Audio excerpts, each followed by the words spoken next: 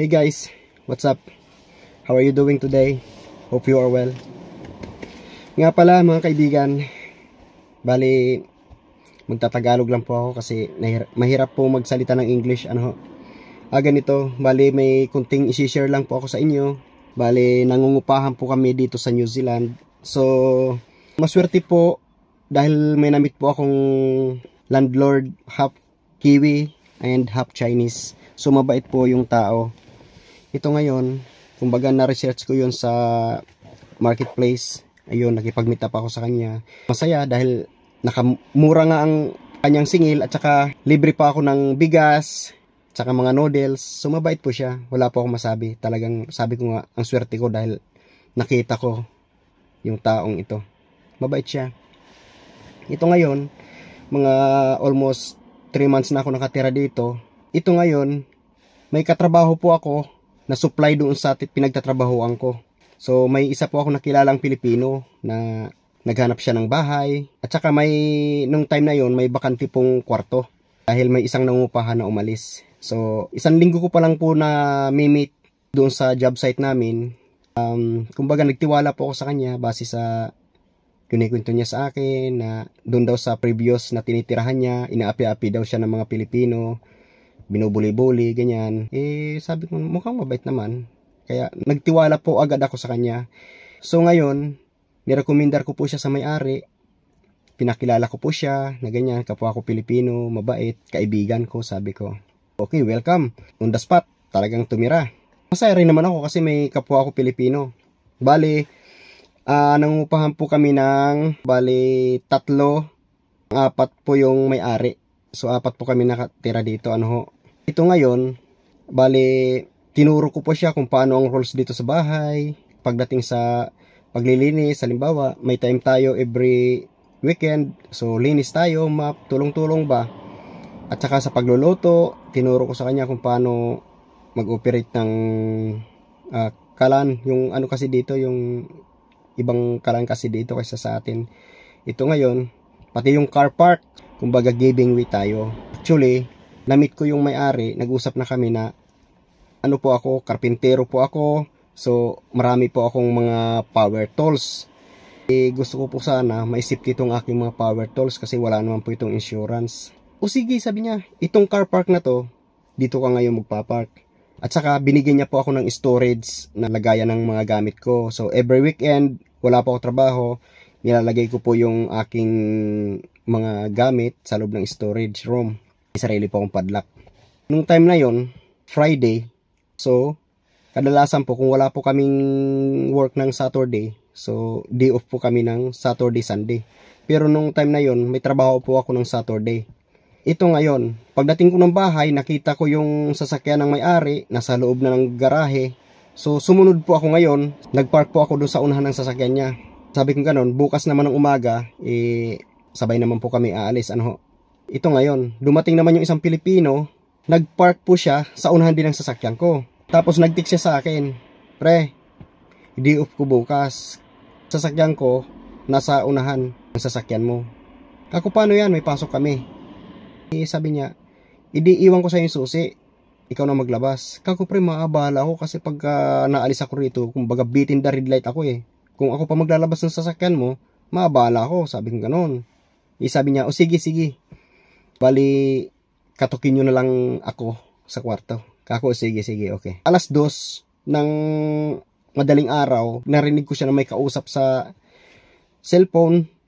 Kasi magkadikit po kami ng kwarto. So, malakas ang boses. Hindi niya iniisip na may mga katrabaho ako na natutulog at kinabukasan pasok sa trabaho. Walang ganun. Basta normal na salita, yun ang ginagawa niya. Talagang, maririndi ka rin talaga.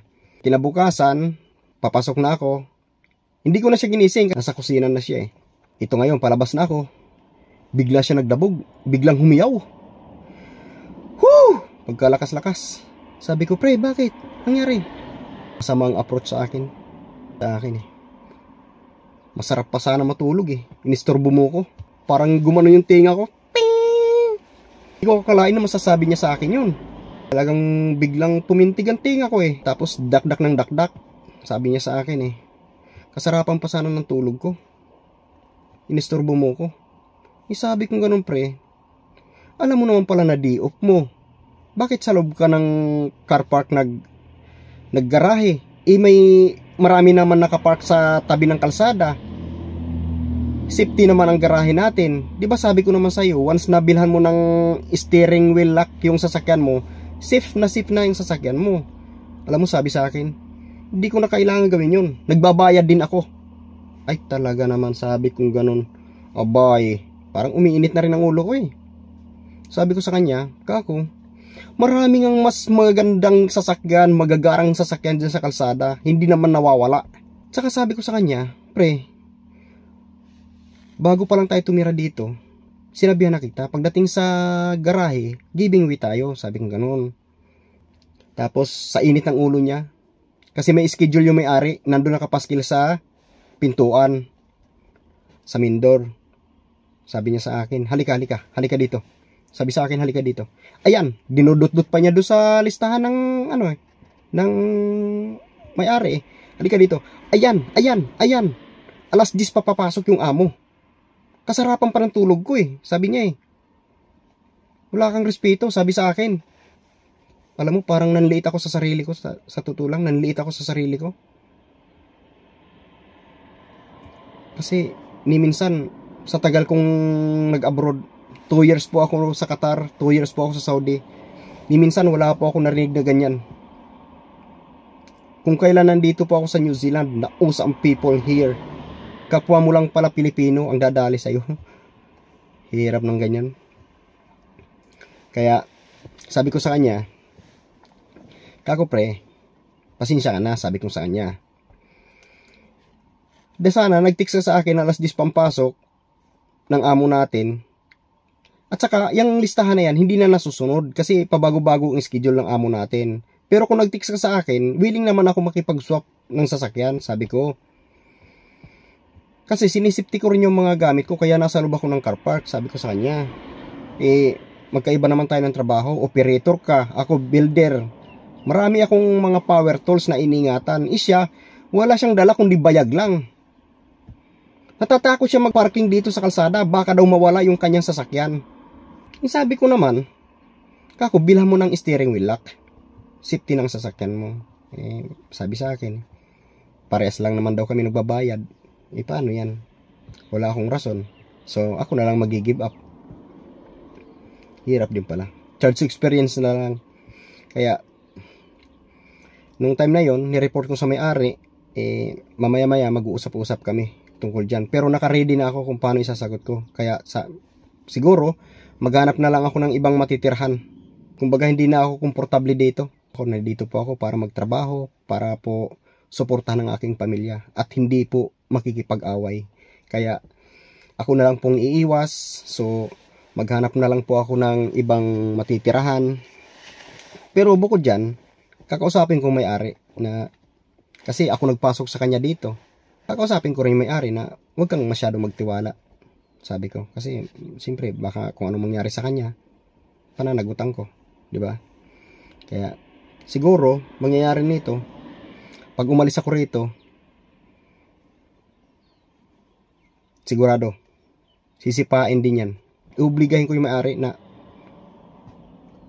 talaga, paalisin mo. Kasi ayoko rin magkaroon ng problema. Kasi ako nagpasok sa kanya eh. Sa ngayon, medyo nagkaroon po ako ng takot. Kasi, gaya niyan, galing po ako sa mga kaibigan. So, dumating po ako dito sa bahay. Anong oras na? Alas 4:30 ng hapon. So, wala po ibang tao sa bahay kundi siya at ako. Kaya, nakatambay po ako dito sa tabi ng kalsada. Natatakot po ako pumasok sa loob ng bahay kasi andun siya. Kumbaga, dalawa lang kami. Siyempre, umiiwas na rin po ako.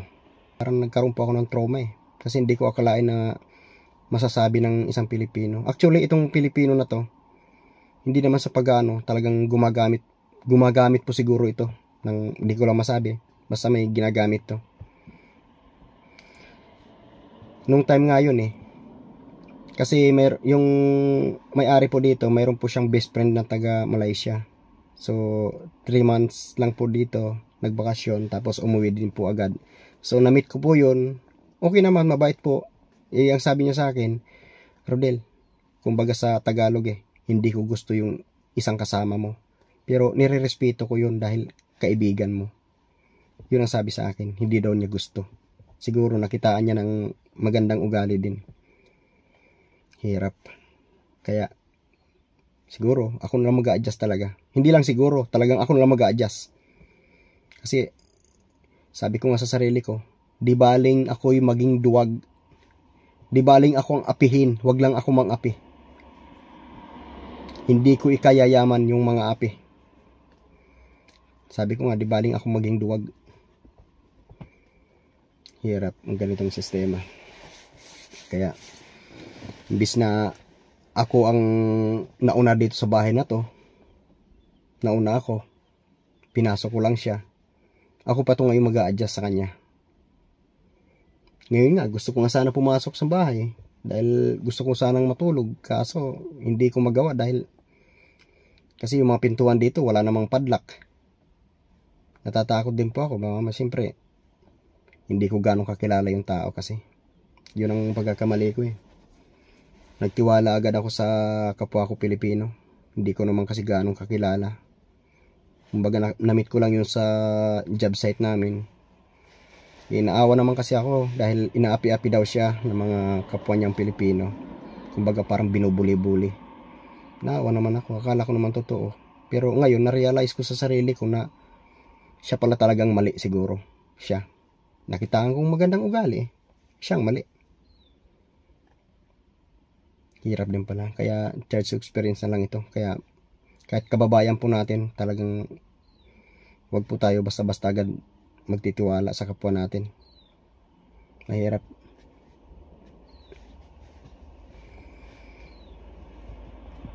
Ako pa itong ngayon mag-a-adjust sa kanya. Imbis na ako ang mas nauna dito.